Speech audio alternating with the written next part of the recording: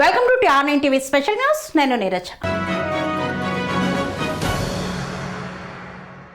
ఒక నగరంపై పట్టు కోసం జరిగిన ఆధిపత్య పోరాటం తరువాత కుటుంబాల మధ్య వైరల్గా మారింది. ఆ తర్వాత కులాల మధ్య పోరాటంగా మారింది. ఇది రాష్ట్ర రాజకీయాలపై విపరీతంగా ప్రభావం చూపింది. ఒక వ్యక్తి వ్యవస్థగా మారిన తరుణం, అణగారిన వర్గాల గొంతుకగా ఎదిగిన తీరు, వ్యవస్థలో చైతన్యం తీసుకువచ్చి తిరుగుబాటు చేశారు. బడుగు బలహీన వర్గాల ఆశాజ్యోతి అయ్యారు. ఆయనే వంగవీటి మోహనరంగ. ఆ పేరులోనే ఒక వైబ్రేషన్ ఉంది. ఈ నేలను విడిచి 3 దశాబ్దాలు దాటిన ఆ స్ఫూర్తి ఇంకా రగులుతూనే ఉంది, సజీవంగానే ఉంది.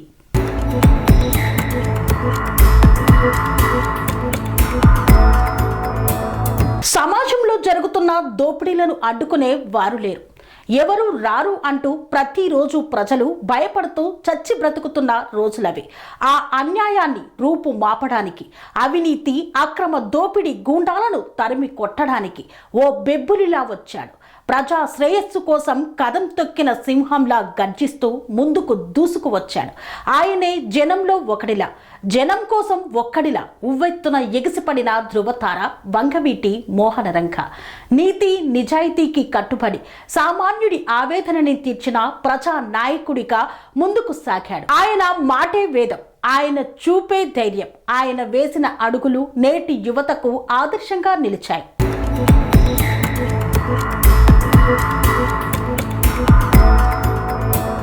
ఉమ్మడి ఏపీలో వంగవీటి కుటుంబానికి ఘనమైన చరిత్ర ఉంది. వంగవీటి మోహనరంగ ఆ చరిత్రను సృష్టించారు. ప్రజా సంఘాల నాయకుడిగా విజయవాడలో తనకంటూ ఒక ముద్ర చాటుకున్నారు. తన అన్న రాధా మరణంతో రంగ 1981లో రాజకీయాల్లోకి అడుగుపెట్టి మున్సిపల్ ఎన్నికల్లో పోటీ చేశారు. కాంగ్రెస్ పార్టీ అతని మీద పోటీకి నిలబెట్టలేదు, కానీ టీడీపీ పార్టీ దేవినేని నెహ్రూను పోటీకి నిలబెట్టింది. 1983 నుండి 2 పార్టీల కార్యకర్తల మధ్య గొడవలు ప్రారంభమయ్యాయి. ఆ సమయంలో ఎన్టీ రామారావు ముఖ్యమంత్రిగా ఉన్నాడు. 1979లో దేవినేని నెహ్రూ సోదరుడు దేవినేని రాజశేఖర్ హత్య కేసులోనే రంగ జైలు శిక్ష అనుభవించి విడుదలయ్యాడు. 1985లో రంగ కాంగ్రెస్ తరఫున ఎమ్మెల్యే అయ్యాడు. అయితే అయ్యింది ఒక్కసారి మాత్రమే అయినా బడుగు బలహీన వర్గాల ఆశా జ్యోతిగా నెలకొన్నాడు.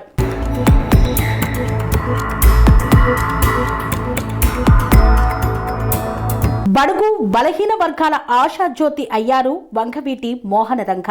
ఆయన పేరులోనే ఒక వైబ్రేషన్ ఉంది. ఈ నేలను విడిచి 3 దశాబ్దాలు దాటిన ఆ స్ఫూర్తి ఇంకా రగులుతూనే ఉంది, సజీవంగానే కనిపిస్తోంది. ఇప్పటికీ ఏదో ఓ సందర్భంలో వంగవీటి మోహనరంగ పేరు వినిపిస్తూనే ఉంది. కాపుకుల నాయకుడిగా ముద్రపడిన ఆయన అందరివాడు. అణగారిన వర్గాలను సైతం హక్కున చేర్చుకున్నారు. నేనున్నా అంటూ భరోసా కల్పించారు. అందుకే అమరుడైన ప్రజల గుండెల్లో మాత్రం చిరస్థాయిగా నిలిచిపోయారు.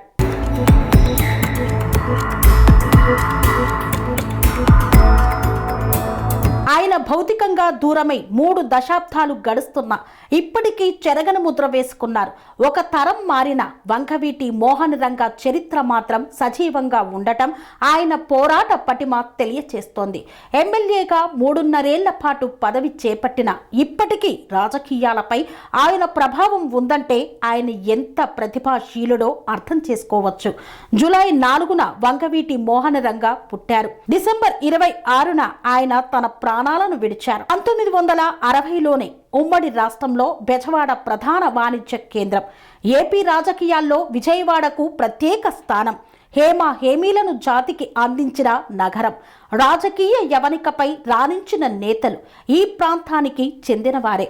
ఆ సమయంలో విజయవాడలో వామపక్ష భావాజాలం అధికం. ఆటో రిక్షా, లారీ ఇలా అన్ని రకాల ట్రేడ్ యూనియన్లు చాలా యాక్టివ్గా పనిచేసేవి.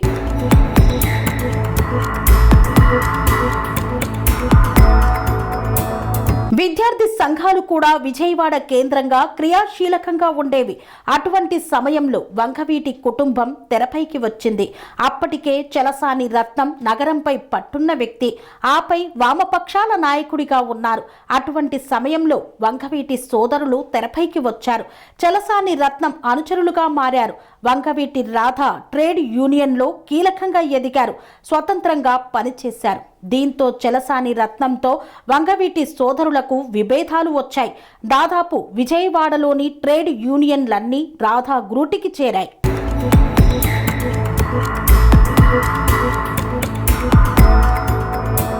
వంగవీటి సోదరులు యునైటెడ్ ఇండిపెండెన్స్ అనే విద్యార్థి సంఘాన్ని స్థాపించారు.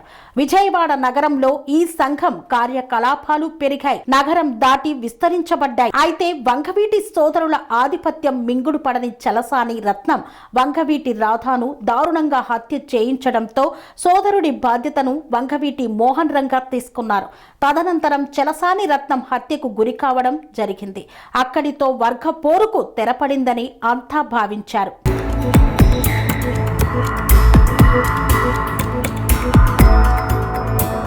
దేవినేని గాంధీ, నెహ్రూ సోదరులు వంగవీటి కుటుంబంతో కలిసి నడిచేవారు. యునైటెడ్ ఇండిపెండెన్స్ స్టూడెంట్స్ యూనియన్లో యాక్టివ్గా పనిచేసేవారు. తదనంతర క్రమంలో వారు విడిపోయి యునైటెడ్ స్టూడెంట్స్ ఆర్గనైజేషన్ పేరిట వేరే కుంపటి పెట్టారు. తమ ప్రాబల్యం పెంచుకునే క్రమంలో వంగవీటి మోహన్ రంగాతో విభేదాలు పెంచుకున్నారు.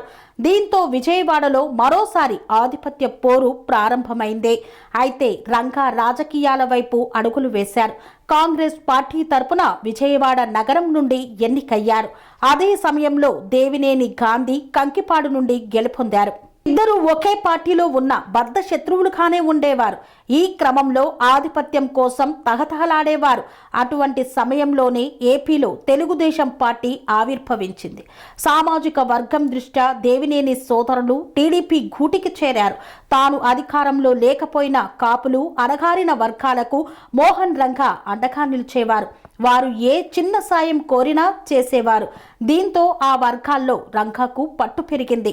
కాపునాడును స్థాపించాడు. ఆంధ్రప్రదేశ్ ఆవిర్భావం తర్వాత రాజకీయంగా అణగదొక్కబడిన కాపులంతా రంగా వైపు చూడడం మొదలుపెట్టారు.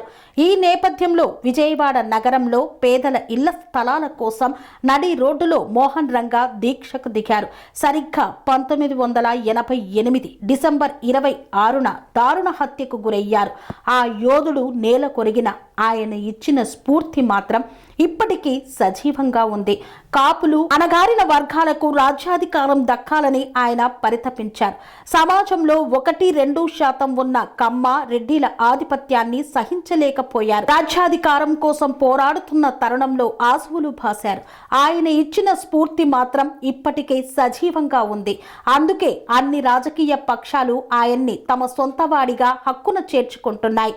కానీ ఆయన ఆశయాల్ని మాత్రం గుర్తించలేకపోతున్నాయి. మొన్నటికి మొన్న కొత్త జిల్లాల ఆవిర్భావ సమయంలో కూడా ఆయన పేరును ఏ జిల్లాకు పెట్టలేదు. ఇతర సామాజిక వర్గాల నాయకుల జయంతి, వర్ధంతి వేడుకలను అధికారికంగా నిర్వహిస్తున్న రంగాకు మాత్రం ఆ జాబితాలో చోటు దక్కలేదు. ప్రభుత్వాలైతే గుర్తించలేదు. కానీ ప్రజలు మాత్రం ఇప్పటికీ రంగా సేవలను తమ మనసులో పదిలపరుచుకున్నారు. సెరెనిటీ మోడల్ హై స్కూల్ విద్యార్థులకు అమ్మఒడి, సామాన్యులకు అందుబాటులో ఉన్న బడి సెరెనిటీ. మేడ్చల్ జిల్లాలో మేటిగా నిలిచి సాటిలేని ఫలితాలను సాధిస్తున్న #1 స్కూల్ సెరెనిటీ. మా ప్రత్యేకతలు ప్రతి విద్యార్థి పట్ల వ్యక్తిగత శ్రద్ధ, activity based learning and digital classrooms, computer lab, 100% ఫలితాలు, sports and cultural activities, yoga, abacus మరియు Vedic maths education. Please visit Serenity Model High School, Nagaram. Admissions are in progress. Call 040-271-46899 and 040-271-48699.